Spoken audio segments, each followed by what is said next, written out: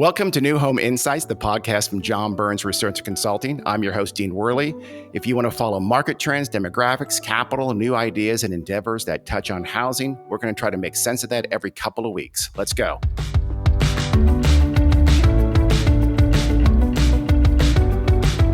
Hello, everyone. This is the New Home Insights podcast. I'm your host, Dean Worley. It feels like a pretty good time for a rundown of the spring selling season. That, to me, it actually seems like it started about New Year's Day. We'll see. We'll talk about that today, though. We're going to cover the big trends so far this year: pricing, incentives, sales, and inventory. And then we're going to dig into how new home builders see the world right now, and maybe a hint into what they anticipate for the rest of the year. To walk us through that, we have the legendary Jody Kahn. She's a senior vice president. She's chuckling, but it's absolutely true. Senior vice president of research here at John Burns Research and Consulting. She keeps tabs on the national for sale housing market better than anyone in the world. Fact. And we're also joined by the brilliant up-and-comer Dillan Krieg, a research analyst, also here at JBREC, who works with Jody on the builder surveys, on the monthly Metro sales and analysis and forecast publications that we do here. Welcome, guys. How's it going so far? Good. We're glad to be here. Thanks, Dean. Yeah, thanks, Dean. Happy to be here. I'm very glad you're here because this is, so far, I mean, we'll get into it, but it does seem like one thing that's sort of become an axiom is that there's so much fluctuation. You never know. The market has been less predictable these last several years than ever before. Even now that COVID is in the rear view, it still seems like you don't know what's going to happen. So hopefully we'll get into that here in just a minute. First, I'm going to start you off, though, with a question that I think is deceptively difficult, and that's: give me your official definition of the starting gun for the spring selling season. When does it start? So the industry vibe is that it starts right after the Super Bowl. I honestly always think, who picked this as the start date? Because frankly, there's a lot of places in the country that conditions are pretty icy. There's winter storms. You kind of wonder about people getting out and really looking at new home communities. But that's the official answer, is right after the Super Bowl. It's funny you say that because it is kind of a climate thing, isn't it? In California, where I am, it's early January. I mean, things are still building January to February to April to May for sure. But I skipped March because you know what you do. And but it does seem like it's earlier here in warm weather and, of course, later in some of the cold weather places. But officially, Super Bowl, after the Niners suffer a crushing defeat, the spring selling season begins. So let's get in now to the survey, and I'm going to start with you, Jody. What exactly is the spring selling season? Why is it such a huge deal? So I'm glad you're asking, because there are things shifting right now that make you wonder, why do we honor this concept of a spring season? What I can tell you from our builder survey, which we launched in 2008, is in fact in April and May are the peak sales rate months out of the entire year, with the exception of COVID, where everything was kind of crazy. But the history is April and May will be the peak sales months. And for a lot of builders, they're going to sell more homes in the first half of the year than in the second half of the year. So it is legitimately a stronger season. Even with the interest list that the builders established from the spring season, they continue to work with those leads through the rest of the year. So what happens in the spring season is really important to the builders. How about the why? Why are folks looking to move, besides other than weather? Why are folks looking to move in the spring? Many families want to be in place in their new digs by the time that they need to sign their kids up for school. And historically, that meant you had to backtrack, say, 6 months, even 8 months, to buy a home that was going to be started after you sign the sales contract, and it takes time to complete and close. And so if you back that up, it puts you right around March that you need to be buying a home if you want to be in there for, say, late August and September. It's kind of like spring break, though, is kind of like Easter, isn't it? You don't know when it's going to be. It's sometime in March and April. I believe they need supercomputers now to define when Easter actually is, ironically. So, the breakup of spring break, does that kind of help smooth things over a little bit? Oddly, it does. Spring season, or I'm sorry, the Easter and the spring break tend to disrupt the spring season, right? Families go on trips, or even if they're not traveling, they're focusing on activities to entertain the kiddos. And it doesn't strike me as a time when a lot of people are out looking at the new home communities. So it's usually spring break for schools ends up taking a part of, I would say, March and sometimes April, depending on where you are regionally. So the builders actually don't look forward to spring break, but the spring season, yes, they're all on board. Dillan, how are things going so far? How are we tracking the spring selling season so far? Real quick, let me mention that we are recording here on March 22nd. So we're at we're into the spring selling season. How are we doing so far, Dillan? Yeah, so Jody and I, we're really measuring two primary things here to kind of gauge how the season is doing. So the first thing we're measuring is traffic, which is going to lead into sales. So builders have been telling us for actually quite a while that their traffic of people coming into homes, looking at the models, deciding what they might want. Overall, the volume of traffic hasn't been great. It hasn't been gangbusters. However, they're telling us that the quality of it has been pretty strong. And we think a lot of this is that, some folks know that they want to buy a home and that they're able to purchase with the rates. And so they're looking, but a lot of other people know that rates are much higher than they have been for a while and prices have been pretty rough. So they are kind of self-selecting themselves out of looking right now. When you say quality, Dillan, you mean folks are qualified. It's not so much of a looky-loos kind of thing. Is that what you're referring to? Yeah, there's not a ton of people coming into the model homes and talking to the builders, but the people who are coming in are often qualified. They're looking to buy, and they're qualified to purchase. I'm going to ask both of you guys this, Jody, you too, on this one. Do you think that has to do the higher quality of traffic? Do you think that has anything to do with more and more builders going toward appointment only, not having someone on site? It's the thing where you put in the code and you get a walk and so forth. Is that thinning out the looky-loo types and improving the quality as a percent of total traffic? Does that make sense? I hadn't thought of it that way, Dean, but that does make sense. If you can't just drop in any old time, maybe that does cut back the looky-loos. I tend to think that the quality has tended to improve over time because people can do a lot of pre-research before they go to the community. They're looking at all these communities online. They know what the models look like. They know what the square footage is. They can understand the floor plans. I think a lot of people are showing up at the new home communities with a pretty clear idea of what they want to view. And they've already opted out of floor plans they don't care about, or, maybe they liked one builder over another in terms of the offering. And I think that's creating that feeling of a high quality because you have an educated consumer. Buyers are savvier and more informed every year. And it's been going on for a while, but it seems to be increasing every year. Dillan, back to you. Let's talk about sales. We again, as you know, maybe you don't, as the folks listening, is that Jody and Dillan and crew do a survey that has responses every month from hundreds of builders across the country. And so we have some really good data in a pretty timely way. Dillan, how have sales rates been so far in the spring selling season? Yeah, so sales actually, it really depends on how you look at things.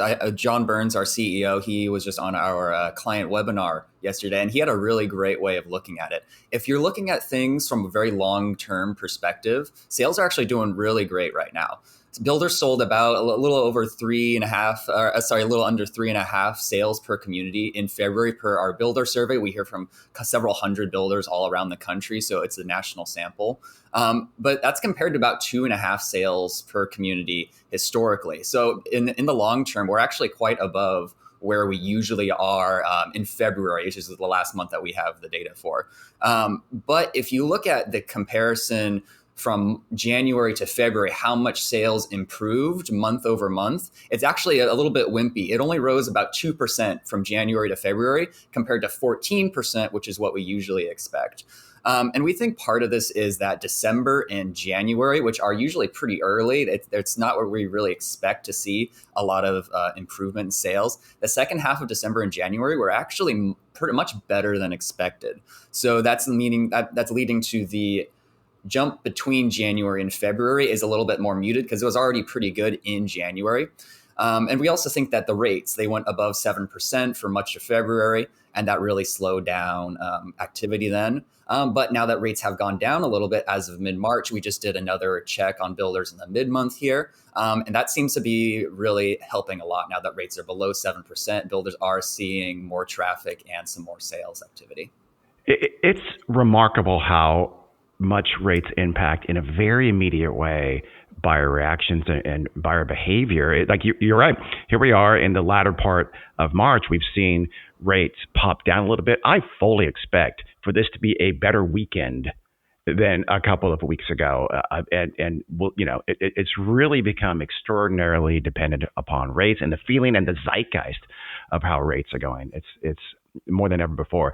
And part of that is, I think, because rates are so unstable and they fluctuate so much all the time, it seems. Let's talk about pricing. Jody, what's going on with pricing power so far this spring? We look at builders' pricing behavior on a net of incentives basis. So for everyone listening, that means we're backing out or asking the builders to back out anything they're contributing. That could be rate buy downs. There are 30-year rate buy downs, but there's also short-term 1 to maybe 3-year buy downs available. There's closing cost contributions. Sometimes the builders are offering free or reduced price options and upgrades at their design center. And more we hear of builders, especially in the move-up segment, moving to more of a pot of cash that the buyer can allocate as they wish across all those different types of incentives. So when we say net, we want to see how are the builders behaving, because if they feel sure about their sales, they are going to be testing pricing improvements. If sales are weak or they're not feeling very secure, they're going to be very tentative about changing price. So what we saw in our February survey was nationally, 32% of the builders were raising their net price. So they were tampering a bit with the incentives and also with list prices.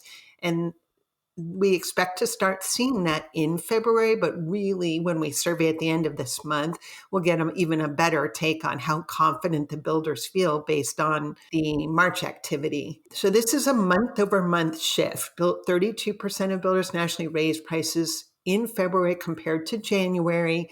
Only 7% nationally reduced their net prices. That would be throwing more incentives into the bucket, or in some cases, maybe even shaving off some of their list price because maybe they had some particular floor plans that weren't selling well. I'm glad you mentioned that, by the way, Jody. I think sometimes we sleep on month over month statistics and we kind of downgrade them because we know that seasonality can impact those. We all know that. But honestly, to give you a sense of what's happening right now, if you look at them judiciously, then month over month data is much more informative than year over year sometimes, depending on what happened a year ago. So I'm glad we're tracking that. We're thinking about that. Yeah, I definitely think right now, and especially given the seasonality and this whole concept of a spring season, we need to see the percentage of builders raising the net prices growing in March and April, because that demonstrates in tandem with the sales that we really have that spring lift happening. I do want to say that with the 2 percentages I just gave, the missing percentage is the number of builders or percentage of builders that reported flat pricing. And that's 61% of the responses. Wow. So when people ask me to generalize, I say pricing is flat to rising at this point. Okay. Jody, modestly flat to sort of, fairly modestly rising. Is that a fair characterization? Yeah, absolutely. Absolutely. But the interesting thing, Dean, is there's a lot of regionality to what's happening in pricing. So in the survey, 43% of the Northeast builders and 42% in Southern Cal were raising their net prices. Those are the strongest pricing environments. that we're seeing. And in contrast, the region with the weakest pricing environment measured by not as many builders raising prices was actually Florida, with only 23% signaling price increases. So I was digging into the data, and what I'm seeing is that in the major volume markets, which are Jacksonville, Tampa, and Orlando, the prices are flat to even falling a little bit, as compared to last year when things were still really kind of gangbusters and the builders weren't needing to add very many incentives. But this year they have had to add some incentives. And so you see on a net basis, they're not raising prices this much. Can we talk about Florida, or is it going to make Florida and your friendship with Florida uncomfortable? Because, Jody, you live in Florida. But are we seeing the impact of the insurance? I don't know if crisis is the right word. Maybe you're seeing that word bandied about in Florida media. But there's certainly a ton of concern about insurance, home insurance in Florida. Are we seeing the impact of that right now? I would expect to see that more in the resale market, frankly, than the new home segment. And the reason I say that, a little known fact, is many of the largest builders have their own insurance companies. I don't know why they're not promoting that more in a time frame and in a state where insurance is a big headache for people. But most of the publics and many of the largest privates offer hazard insurance. You have to have this in order to close on a home. So just like the builders have their own mortgage companies to make sure that there isn't an issue at the closing table, like, hey, you never got approved for a mortgage, they can also be on hand to provide the insurance. And you're going to pay for the insurance, but at least it's something they can provide. So it shouldn't be a big issue for the new home segment. What is the shape of the incentives right now, and any trends in incentives that you're seeing, or what are builders using incentives for other than to make sales? What are they kind of doing with incentives and playing with incentives right now? I think the big news has been builders catering the incentives for who the buyer is and what that buyer needs. So last year it was kind of buy downs for everyone, kind of almost a bit of a one size fits all solution. It's a good solution. There's a long history of builders using rate buy downs when rates are high. Closing costs were also in the mix. This year, and really at the tail end, even say fourth quarter 2023, we started hearing builders say, not all of our buyers really want this buy down. Some of them would prefer other things. So particularly in the move-up segment, we're seeing the builders offer more of that flexible cash that you can spend the way you want. They tell us that some buyers might choose a short-term buy down. And the reason they don't want to pay for or spend it on a 30-year is they're planning to refinance anyway once the rates come down. And a lot of those move-up buyers have the capacity, meaning they can qualify for their mortgage if they're taking one. So it's not going to hold them back from the transaction. And on the flip side, for the entry segment, the buy down is really the right tool. Really, you're talking about getting that monthly payment into a price point that the buyer can qualify for the purchase. And the buy down's the perfect tool. I'm hearing mostly that, just by the way, in the markets that I work in every day, is that when they do have this sort of discretionary bucket of money, here's $20K, do with it what you will, at the entry level and even into the first move up, they're opting for buy downs. And even if it's a part of their buy downs, okay, I'll use your 20, add another 20 to get my 30-year buy down for the full term. That seems to be the way most of those buyers in that price sector are going. Mm-hmm.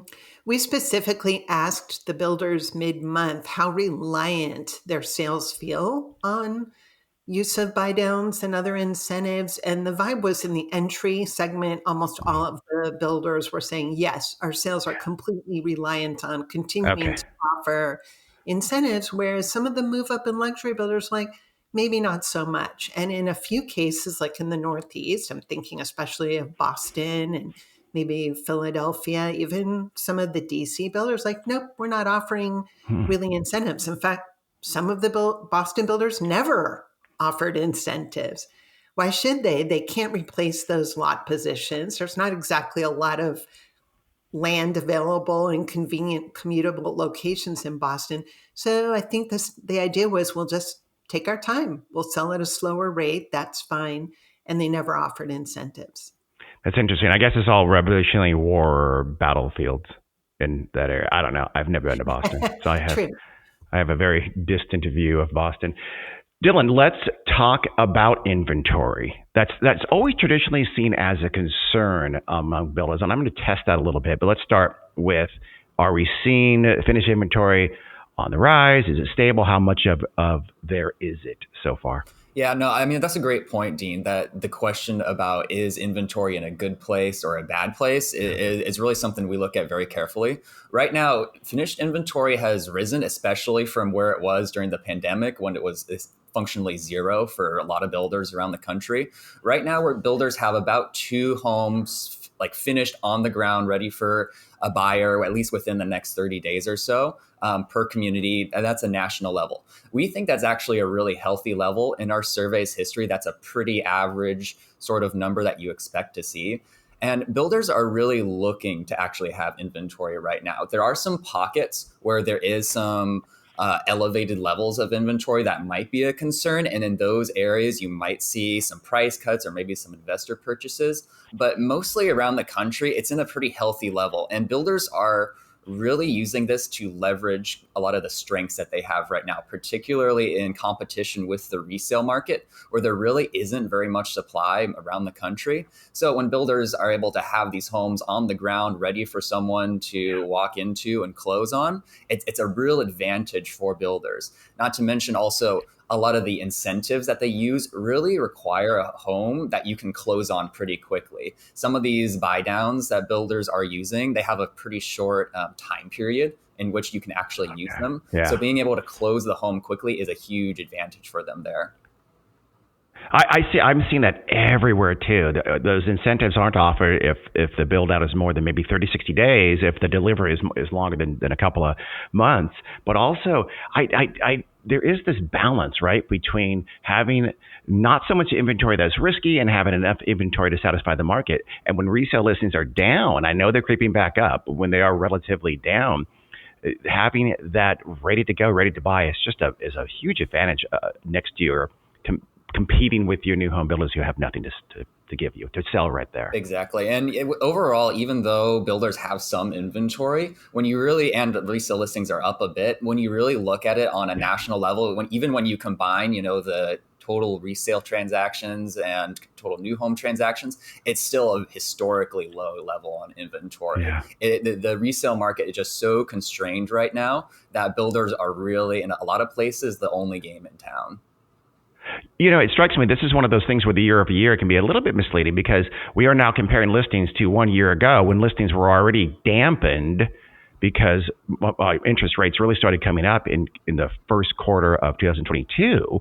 And so listings started to quickly ratchet down. So now we're comparing year over year to early 23 when listings were already down year over year. So it's a little bit, I guess that's a long-winded bad way of saying that even as listings are rising, they're still very constrained. Yeah, exactly. And we, as a company, we look at comparisons to like 2019 or even before 2019 as kind of the last sort of normal year in housing. It's not entirely true. 2019 isn't exactly a normal year, and there's really never a normal year for the market, but it's more consistent before the pandemic times. And if you compare it to 2019 or really any year before 2019, we are still way below that in terms of total resale listings and transaction volume. We're up from the pandemic era lows, but that doesn't mean we're at kind of a healthy normal level yet. Yeah, that's huge.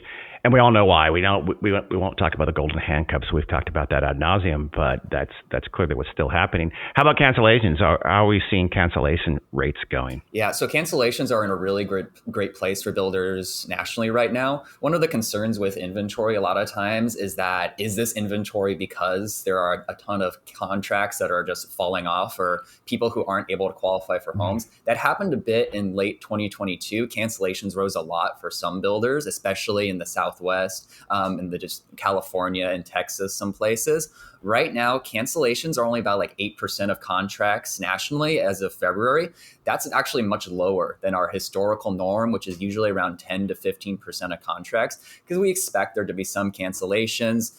Someone accidentally buys a TV when they're already at the edge of their being able to qualify, and that messes up their credit rating. People, get divorced. They end up having to change their job or something. Things happen. Builders expect that. But right now, because what we were talking about with a lot of these buyers really know that they're qualified, they're interested, they know what home that they want.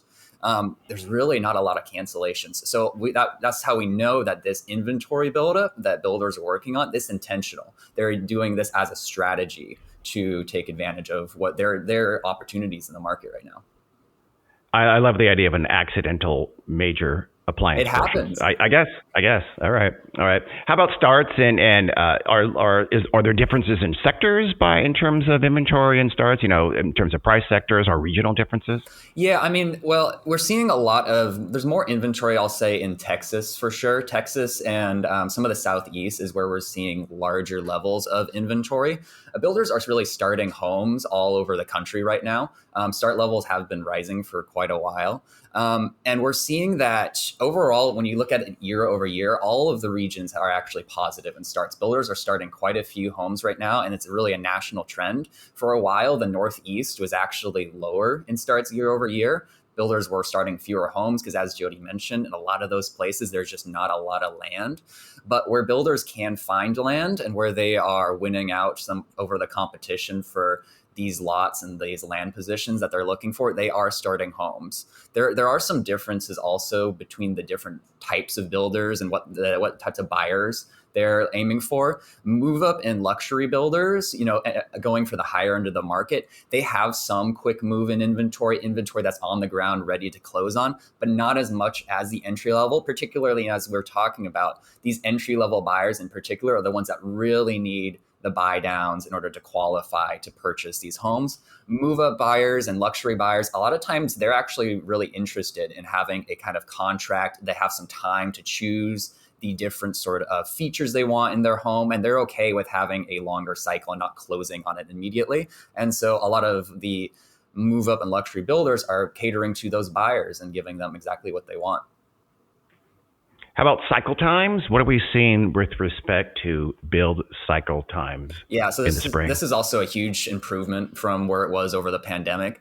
Build cycle times, they improved really significantly from last year, which was an improvement over the year before that. Supply shortages really have mostly cleared through the system. There are a lot of issues with power still, including in Northern California where you work, Dean. We're hearing from a lot of builders that utility companies are having trouble getting power hookups. There's issues with transformer supply.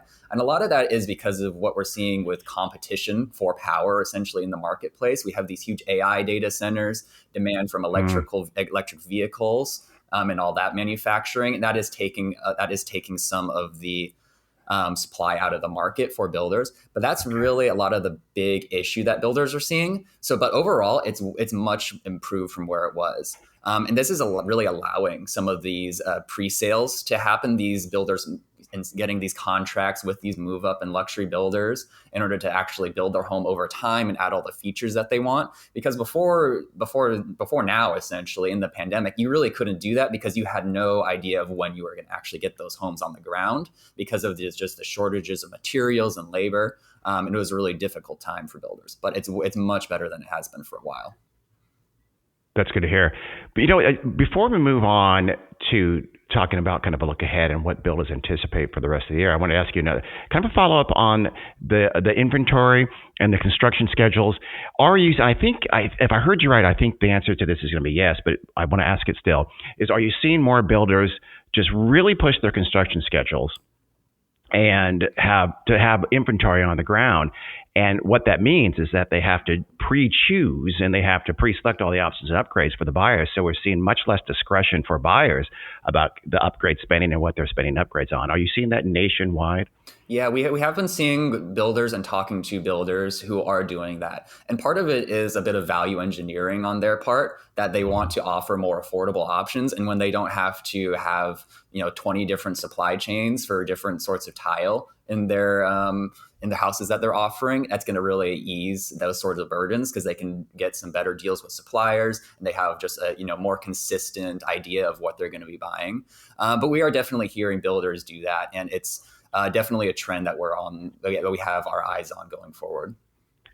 It kind of dovetails too with more builders doing packages for options and upgrades, where there's less discretion among buyers. And let's be clear, outside of the luxury sector, most buyers, they don't need that kind of discretion. If you give them a few good packages to choose from, that's fine. That actually takes a lot of worry and stress from the purchase. So let's move to looking ahead. You know I love forward-looking, future kind of crystal ball type stuff here on the show.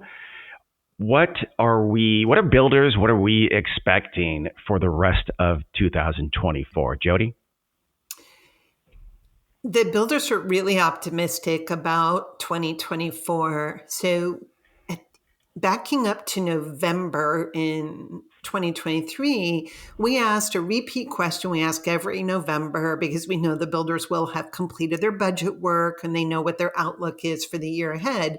So we asked them for their sales, starts, and closing forecast, not in numbers, but in terms of percentage growth. And what we heard in November 2023 was hugely optimistic. Definitely there were people on our team that were like, no, this can't be right. Why are they so bullish? So we did some additional surveying and we found, and conversations, right? Talking to builders like, why are you projecting such a big lift this year?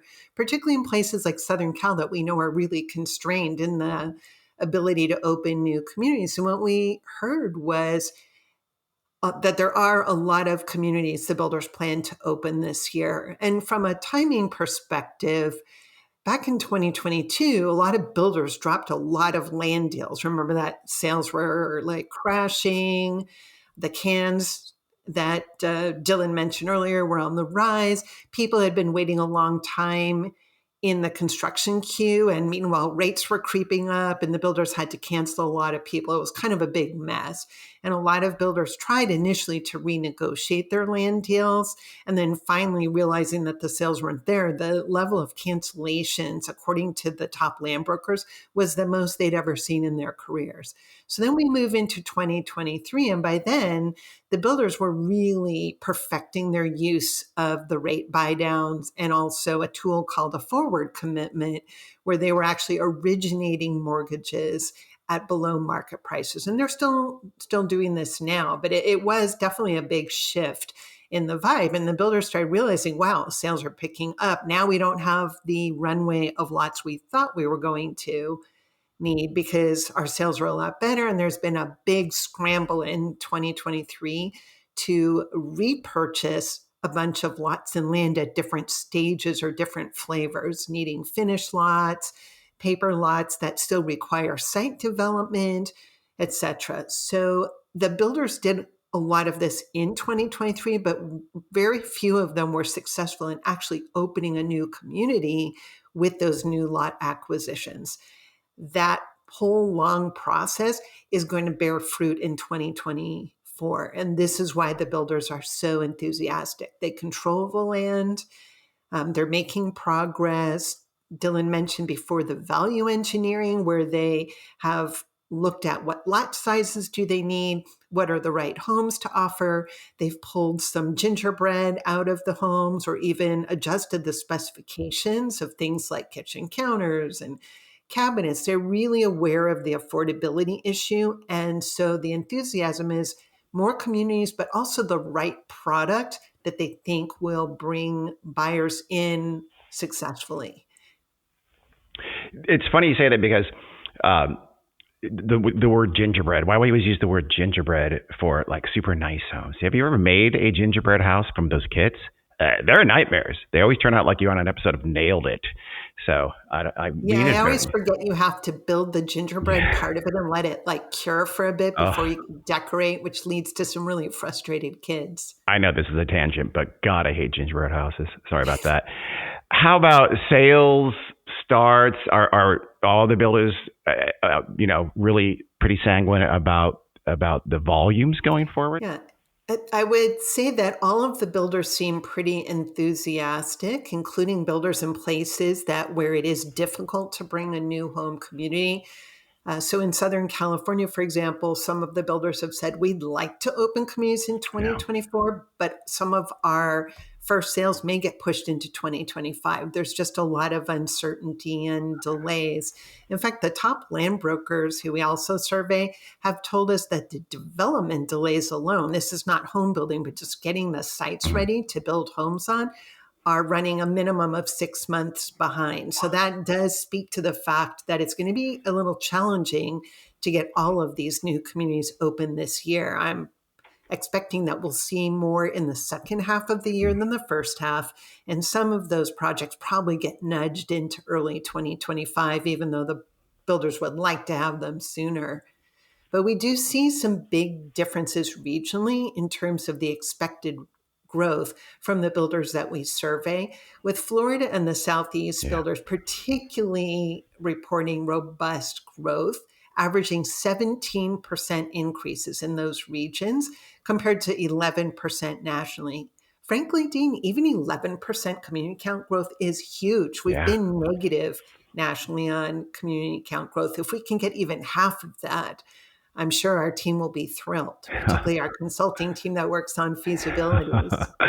And Texas is growing, and there's expectation of more homes. And I wonder, I think the lowest on the survey of the numbers I'm looking at right now was Southern California, but it's still a positive number in the expectation of more actively selling projects. And I think, as you hinted to a minute ago, a lot of that is not demand, it's the ability, the land constraints, and the ability to get homes onto the ground. It's just a lot easier in Florida and Texas and the Southeast than it is in California and some other markets. It is. There's more land availability. Most of the major metros, if you think about an Orlando or a Tampa or, a Charlotte, they're not constrained physically in the same way that the California markets are.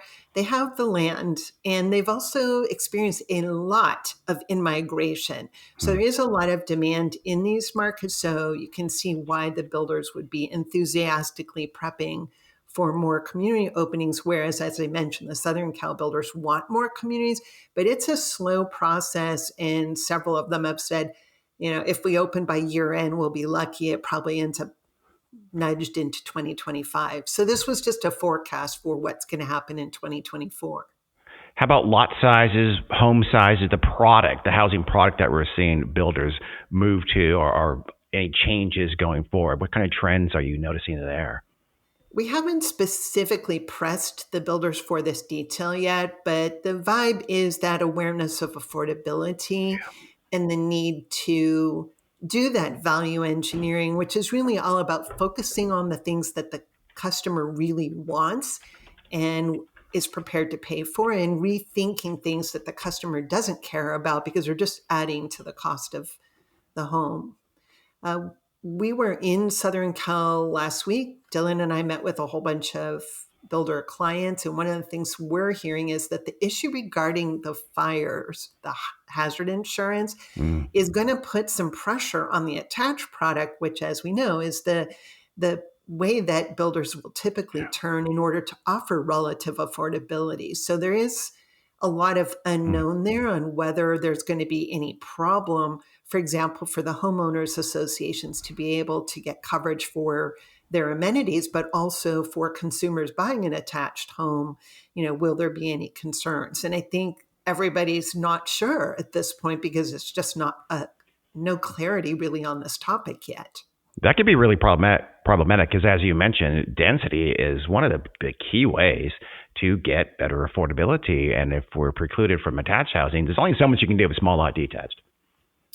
Right. We heard a couple of builders talking about worry of doing anything more dense than duplexes for this reason. We also heard from some California builders that confirmed that they have dropped land deals where insurance appears to be a problem. This is really just the leading edge of what I think is going to be a huge topic this year. We will no doubt be surveying and getting more insight on this. But right off the bat, I can say it was surprising to hear the velocity of land deals that may not work at this point because of insurance. And home sizes shrinking, right? Again, for the same idea. You can get down to an absolute price point that is more Maybe attainable. shrinking, Dean, but I actually think it's going to be more about what is easy to construct. And you know that the box over box construction Yeah. methodology is the most efficient. And so that is probably going to be more important than the actual square footage of Mm. the home. Some of those little homes are actually more technically more challenging to build. And I'm sure you've seen in your neck of the woods some of those little jewel boxes. So smaller isn't always cheaper. Mhm. Sometimes it's cheaper, but something that's efficient to build. And that is very much the builders have been working on that too, not just pulling out unwanted features that customers don't value, but also looking at that efficiency so that they are getting the very best bids from their labor. Yeah, and ditching spaces that people aren't that fond of, formal dining rooms and living rooms and things like that. You just don't need those things. You just be more efficient in your floor plan, and you can be just as Exactly. livable at a smaller square footage. Dylan, let's get to the why of this. Jody is telling us how optimistic builders are beyond what she's kind of covered so far. Why are builders so optimistic about the market going forward? Yeah, I think there's kind of three main levers that we're looking at here. The first one is, of course, going to be the resale market, which we'll go into. But also we're looking at mortgage rates and really those community expectations. Those three, when you put them together, they really paint a picture of optimism for builders, and builders just continuing to take advantage of the opportunities that they have to really excel right now. So, I mean, on the first front, the community counts are really a benefit to builders for, on one hand, it's just literally more storefronts. There's more places that they can sell homes out of, and there are more homes to sell. And that's going to really be a benefit for them with the constrained resale market. We'll have to go into all of the lock-in, which we've talked about plenty, but the resale market, we're expecting it to stay pretty constrained going forward. And one of the things that we've been digging into as well when it comes to the low resale supply is that it's not just about the total quantity of homes on the market as well, but the quality of the resale homes on the market is also really not what people are looking for. We're hearing a lot about homes that are in poor condition. They're not staged properly. A lot of times they're overpriced. The sellers are really looking at what their neighbors got for homes 2 years ago, which the pricing is just not there anymore. And also the really limited incentives on these resale homes. Even when it comes to credits for repairs, we're hearing a lot of sellers don't want to do those. And for a lot of buyers, that's kind of like a 1-2 punch. They're already dealing with the high rates and the high home prices. And then if you have to do some remodeling, repair your home after you purchase it, then there's no money left. A lot of people can't do that. And they also just don't want the stress of going through a whole remodeling process too. That's interesting because it kind of flies a little bit in the face of the bigger story about resales, which is that they're so supply constrained. You would think that folks would be a little more tolerant of those kinds of, I know you have termites, I just need a place to live kind of a thing. Yeah, but you're saying no. That they are saying no to that resale based on its condition and those kinds of factors. No, absolutely. Buyers are saying no to those homes. When you have a good quality home on the market, and if it's priced well, they staged it right, and it's in a good location, really helps too. Those homes are seeing multiple offers. They're going over bid. That's driving up prices in the resale market. Agents really love those homes because they get a great kickback on those too. But when it comes to these kickback, Dylan, let's be careful with that kind of like. Actually, it's funny you say that though, because that's where the agents are going to add the value that will earn a commission. It may not be 3% anymore, but being able to guide a client through that process that you're talking about, the staging and fixing things that need to be fixed, that adds value from the agent perspective, as opposed to just the market's so hot you can sell anything you want. So it's interesting that you mentioned agents there, because I think we'll see more. We'll likely see more home sellers be smart about that, because their agents are going to have to help them with that to kind of earn their keep. Yeah, and we're seeing that agents are frustrated right now, and a lot of them are really looking to see where they can add value and where they can get sellers to work with them and make these sales happen. But we think part of it too is really just it comes down to the mortgage rates, and a lot of that it's of course still locking in sellers, but we don't really expect that to change really anytime soon. We're really thinking rates are going to stay about 6% over the next couple of years. There might be some variation there, but we really expect rates to be kind of in this higher for longer space. And that's going to keep resale constrained. But on the builder side, that's going to really allow them to keep using these buy downs as well, which are really helping with the affordability issue. They're not really a thing in the resale market. Resale sellers are not using buy downs, but builders are. And a lot of times that's making these new homes that are in good condition, that builders have a lot of because they're increasing their community counts. It's making them a really attractive prospect for potential sellers out there. And builders are really optimistic about it. And they think that's going to be really their opportunity to excel going forward. So really, we just have a whole slew of reasons of why things are looking pretty good. Again, it's sort of tempered. I think it's fair to, again, characterize the situation as we are solidly optimistic. Good things are happening, but it's not like we're heading into one of those crazy, insane, unsustainable kind of markets. No, we think it's going to be a good market. Builders aren't expecting it to be, 2020, 2021, where they couldn't build homes fast enough. It's going to be a solid market, and builders are going to, be able to do some really great volume, but it has normalized a lot from where it was back a couple of years ago. Okay, let's bookend this with another difficult question that we started with. Now I'm going to ask you, when officially will the spring selling season end? Usually by May, things are really tailing down in the new home space as far as the spring season. And if you think about it, May, you have people graduating from college and people are getting married. And depending on your school district, kids are actually finishing school. And so we see a shift in May and definitely by June as we move into the summer months. It's not that nobody's buying a home then, but the whole spring frenzy, if there was one, dies down. And we can see that in the history of our builder survey, that the sales rates, they don't tank, but they're just not at the same velocity as March and April. Yeah. And June's usually a pretty solid month too, isn't it? It is. But like I said, graduations, weddings, even Mother's Day's in May, Father's Day in June, those weekends can pull people away from looking at new homes and focusing as they should, right, on family matters. So all those little things create a little bit of attrition in the average sales rate, but you can still have a very solid sales month.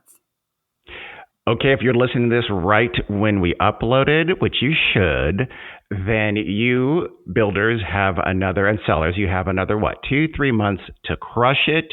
And then, things seasonally maybe slow down a little bit, but we still are looking at a pretty solid second half of the year too, aren't we? Okay, Jody, Dillan, thank you so much for coming on. I hope everybody out there got a lot out of this and got some insights. I know I did. Thank you guys for being a guest. It's our pleasure, Dean. We love to hop on and share these spring views. I do too. Yeah, great to be here, Dean. Thank you. Right on. Thanks, guys. This has been the New Home Insights podcast with Dean Worley. We will see you again in a couple of weeks.